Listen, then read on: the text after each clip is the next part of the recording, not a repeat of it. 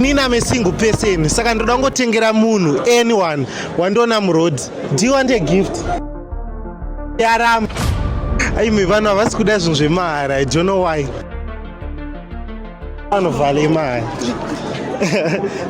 Aiwa ndandatengerwa. Oh, vatengerwa. Yabo. Uya ati kwanza atotengerwa kare. Imi saka vanhu vari kutengerwa kamukatu. Hai. Hello.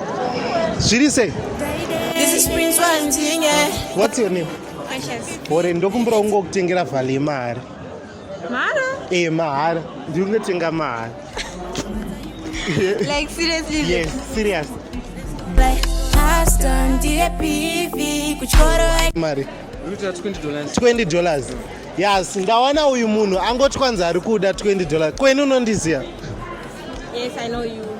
Ndionzai. Hasta. Funny. Ndaonekwa ne funny. That's why wamira vanhu vesonga vachirega umira. Yeah. Yabo. Oh.